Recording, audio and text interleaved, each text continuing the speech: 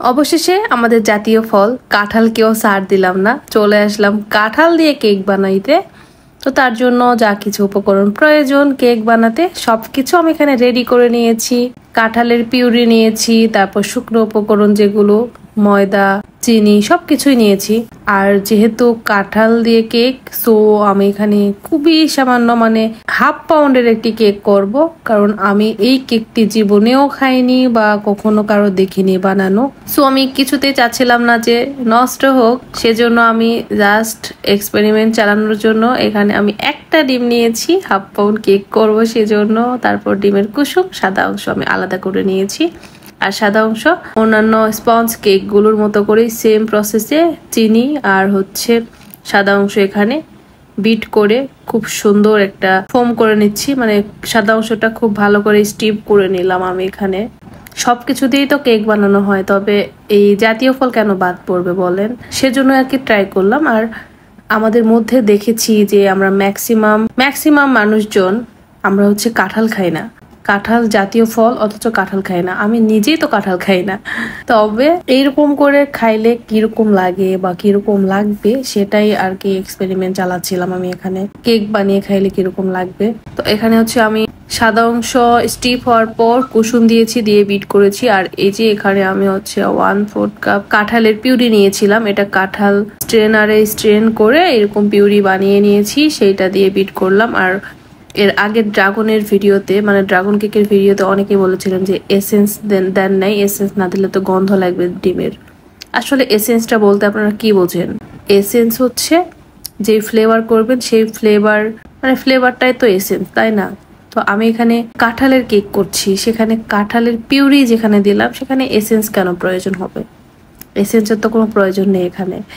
আর যেখানে পিউরি দিলামই সেখানে আবার কেন ডিমের সাদা গন্ধ বের হবে? কোনো ডিমের গন্ধ বের হবে না, পিউরি দেওয়া আছে। পিউরি দিয়ে তারপর তেল দিয়েছিলাম, পিউরি দিয়েছিলাম, দিয়ে আবারও কিছুক্ষণ বিট করে নিয়ে এই তো শুকনো উপকরণ এখানে চেলে মিশিয়ে নিলাম। নিয়ে এখানে 4 ইঞ্চি একটা মোল্ডে কেক ব্যাটারগুলো ঢেলে দিলাম। এটা এখন আমি 145 ডিগ্রি তাপমাত্রায় 30 মিনিটের জন্য, 30 মিনিট না 25 মিনিটের জন্য বেক করে নিয়েছি ওভেনে। আর এটা বেক করতে করতে আমি পিউরিও বানিয়ে নিয়েছি। কাঁঠালের যে পিউরি সেটাও বানিয়ে নিয়েছিলাম, সেটার ভিডিও নেওয়া হয় নাই, ফোনে স্টোরেজ ছিল না সেজন্য। তারপরে এই তো 25 মিনিট পর আমার কেক রেডি হয়ে গেছে। আমি এখানে ডিমোল্ড করছি মোল থেকে। তারপরে তো সাইডের যেই পেপার সেটা আমি রিমুভ করে নিচ্ছি। আর এত বেশি তুলতুলে হয়েছিল, মানে ঠিক কটন ক্যান্ডি যেরকম তুলতুলে থাকে ঠিক তেমনই, মানে অনেক বেশি তুলতুলে হয়েছিল। মানে বুঝলাম না এত বেশি তুলতুলে কেন হলো, অনেক সফট ছিল মাশাআল্লাহ। এখন এটাকে আমি ঠান্ডা করে আমি কেক ডেকোরেশন করব, এই ভিডিওতে ডেকোরেশনও দেখাবো। আর আপনাদের মধ্যে কে কে কাঁঠাল দিয়ে এইভাবে কেক বানিয়ে খাইছেন অবশ্যই কিন্তু আমাকে জানাবেন। আমরা সচরাচর আমার মা বানাইতো কাঁঠাল দিয়ে পিঠা বানাতো, মানে পিঠা মানে তো কেক, মানে কি বলে ওটাকে, বড়ার মতো করে বানাইতো, সেটা খাইছি। তবে এরকম করে স্পঞ্জ কেক বানিয়ে তারপর সেটা ক্রিম দিয়ে ডেকোরেশন করে আমি কখনোই খাই নাই, এটা ফার্স্ট টাইম। আপনাদের মধ্যে কে কে বানাইছেন জানাবেন, কারণ এর আগের ভিডিওতে ভেবেছিলাম যে আমি একাই মনে হয় ড্রাগনের কেক বানাইছি, বাট তারপর দেখি না অনেক অনেক আপুরা বানাইছেন আপনারা। সো এটাতে আর আমি বললাম না, তো কে কে বানাইছেন সেটাই জানাবেন। দেখা যাবে যে এটাও আপনারা অনেকজন ট্রাই করেছেন, আমি একমাত্র লাস্ট হয়ে পড়ে আছি। তো যাই হোক, আমি কিন্তু আমার লাইফে এটাই কিন্তু আমার ফার্স্ট ছিল। তো যাই হোক, এখানে আমি কেক ঠান্ডা করার পর নাইফ দিয়ে কেটে নিলাম। আর এই যে এই নাইফ ক্লিপ, অনেকেই আগের ভিডিওতে প্রশ্ন করেছিল যে এটাকে কি বলে, এটা কোথায় পাবো, অনেকে ইনবক্স করে রেখেছেন আমাকে। এটার নাম আসলে নাইফ ক্লিপ, মানে কেক কাটার যে নাইফ সেই নাইফের ক্লিপ। এটা আপনারা যে কোনো বেকিং শপগুলো বা বেকিং যে পেজগুলো আছে অনলাইন সেগুলোতে পেয়ে যাবেন। আর এটার উপকারিতা কেকের প্রত্যেকটা স্লাইস আপনি সমানভাবে কাটতে পারবেন এটা দিয়ে। তো আমি এখানে কেকগুলোকে 3টা লেয়ারে কাট করে নিয়ে এখানে পিউরি বানিয়ে নিয়েছিলাম, মানে ফিলিং, কাঁঠালের যে ফিলিং অন্যান্য ফিলিং যেভাবে করে সেম ভাবেই করেছি। স্ট্রেনারে আমি স্ট্রেন করে নিয়েছি প্রথমে কাঁঠালগুলো, মানে কাঁঠালের রস বের করে নিয়েছি এক কথায়। তারপর সেটা একটু চিনি দিয়ে জাল করে নিয়েছি জাস্ট। তো এই ফিলিংটা এখন আমি প্রত্যেকটা লেয়ার বাই লেয়ারে আমি দিব। তো প্রথমে একটা বোর্ড নিয়েছি, মানে কেক বোর্ড, তার উপরে সামান্য একটু ক্রিম লাগিয়ে নিলাম, এরপর একটা স্লাইস দিয়ে নিলাম, তারপর সুগার সিরাপ খুবই সামান্য দিয়েছিলাম কারণ অনেক বেশি তুলতুলে ছিল, সো বেশি পরিমাণে সুগার সিরাপ দিলে কেকটা খাইতে ভালো লাগতো না। আর কিছু কিছু ভিডিও আসলে আমি নিতে পারি নাই কারণ আমার মানে ফোনের স্টোরেজ একেবারে ফুল ছিল, মানে বারবার ভিডিও কেটে যাচ্ছিল সেজন্য। তো যাই হোক, আমি এখানে কেকের উপর হুইপ ক্রিম দিলাম, তারপর সামান্য পরিমাণের যে ফিলিং বা পিউরি বানাই রাখছিলাম সেটা দিলাম, যাতে করে ক্রিমটা একটু ফ্লেভারফুল হয় সেজন্য।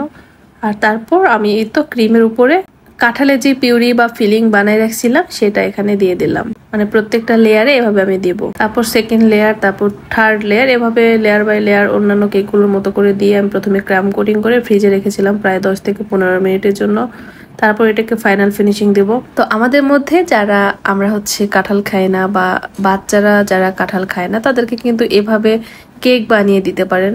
আসলে প্রত্যেকটা ফ্রুটসে তো আলাদা আলাদা পুষ্টিগুণ ভিটামিন থাকে, সো আমার মনে হয় যে কাঁঠালটাও খাওয়া উচিত আমাদের একটু হলেও।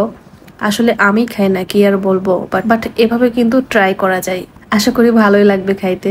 এখন আমি টেস্ট করি নাই, জাস্ট বানিয়ে রাখছি, রাতে টেস্ট করবো ইনশাল্লাহ। আর টেস্ট করার পর কেমন হয়েছিল বা খাইতে কেমন লাগছিল রিভিউটা আমি হচ্ছে শেয়ার করবো নি এক্সট্রা কোনো ভিডিওতে, কারণ সেম ভিডিওতে যদি শেয়ার করতে চাই তাহলে ভিডিওটা অনেক বেশি লং হয়ে যাচ্ছে। আর আমি এটা হচ্ছে ক্রাম কোটিং করে ফ্রিজে রেখেছিলাম, তারপর প্রায় 10 থেকে 15 মিনিট পর এটাকে আমি ফাইনাল ফিনিশিং দিব। আর তার জন্য মানে ফাইনাল ফিনিশিংয়ের জন্য এখানে হচ্ছে সামান্য একটু ক্রিম নিয়েছি আর তার সাথে খুবই সামান্য একটু ইয়েলো কালার অ্যাড করলাম, কারণ চাচ্ছিলাম যেহেতু কাঁঠাল ফ্লেভারের কেক এটা হবে, সো একবারে হোয়াইট না রেখে একটু ইয়েলো টাইপের করি আর কি।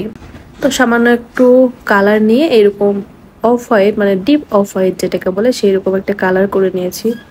আর এই ক্রিমটাও একটু ফ্লেভারফুল করার জন্য এখানে সামান্য একটু যে ফিলিংটা বানিয়ে রাখছিলাম সেই ফিলিংটা অ্যাড করলাম। তারপর এটা একটু ডিপ অফ হোয়াইট টাইপের কালার হলো, আর এটা দিয়ে আমি তো এখানে হচ্ছে একটু প্রথমে হচ্ছে ফ্রস্টিং করে নিলাম। তারপর ছোট্ট সাইজের একটা স্টার নজেল, মানে একেবারে ছোট যে স্টার নজেল, সেই নজেল নিয়েছি, নিয়ে কেকের উপরের সাইড দিয়ে এবং বডিতে এবং নিচের সাইড দিয়ে একটু এরকম বর্ডার লাইন টাইপের করে দিলাম, মানে হচ্ছে একেবারে ফ্রেশ রাখতে চাচ্ছিলাম না সেজন্য আর কি। বডিতে কিন্তু কিছুটা ভিনটেজ টাইপের যে ডেকোরেশনগুলো হয় সেই রকমও করে দিয়েছি। আর তারপর হচ্ছে কেকের উপরে যে ফিলিংটা আমি বানাই রাখছিলাম সেই ফিলিংটা দিয়ে নিছি। আর কেকটি ছিল খুবই ছোট, মানে হাফ পাউন্ডের মতো একটি কেক ছিল। ফিলিংটা দিয়েই আমি এটা ডেকোরেশন কমপ্লিট করছি। তারপর এটা ফ্রিজে রাখছি এবং ফ্রিজে আসে এখন পর্যন্ত আমি টেস্ট করি নাই। আমি টেস্ট করার পর এটার রিভিউটা এক্সট্রা করে আমি শেয়ার করব আপনাদের সাথে। তবে আশা করা যায় ভালোই লাগবে, খারাপ লাগবে না। যদিও আমি কাঁঠাল নিজেই খাই না, তারপরেও টেস্ট করব আমি নিজে, তারপর এটার অরিজিনাল যে রিভিউ সেটা আমি শেয়ার করব আপনাদের সাথে। তো আপনাদের মধ্যে কে কে কাঁঠালের কেক খাইছেন কখনো অবশ্যই কিন্তু জানাতে ভুলবেন না। আর সম্পূর্ণ কেকের রেসিপি তো দেখাই দিলাম, মানে প্রসেসটাকে দেখাই দিলাম, তবে মেজারমেন্ট কার কার প্রয়োজন অবশ্যই কমেন্ট করবেন আর ভিডিওগুলো বেশি বেশি করে শেয়ার করবেন। আপনারা যদি বেশি বেশি করে ভিডিও শেয়ার করেন তাহলে আমি মেজারমেন্ট কমেন্ট সেকশনে পিন করে দিব। আর এই টাইপের শুধু কেক না, আরো বিভিন্ন এইরকম বিভিন্ন রেসিপি শেয়ার করবো আপনাদের সাথে যদি আপনারা বেশি বেশি করে আমার ভিডিওগুলো শেয়ার করে দেন। সো আপনাদের কাছে রিকোয়েস্ট থাকবে বেশি বেশি করে ভিডিওগুলো শেয়ার করবেন। আর অবশ্যই কিন্তু জানাবেন, আবারও বলছি, যে আপনাদের মধ্যে কে কে কাঁঠালের এইরকম করে কেক বানাইছেন এবং টেস্ট করছেন এবং আপনাদের কাছে কেমন লাগছে অবশ্যই জানাবেন আমাকে। এই তো আজকের ভিডিও ছিল এ পর্যন্তই। নেক্সট টাইম আপনারা কি দিয়ে কেক বানানো দেখতে চাচ্ছেন বা কি ভিডিও চাচ্ছেন অবশ্যই কমেন্ট সেকশনে কমেন্ট করবেন, আমি সেই টাইপের ভিডিও আপনাদের সাথে শেয়ার করব। সবাই ভালো থাকবেন, কথা হবে নেক্সট কোনো ভিডিওতে। সে পর্যন্ত আল্লাহ হাফেজ।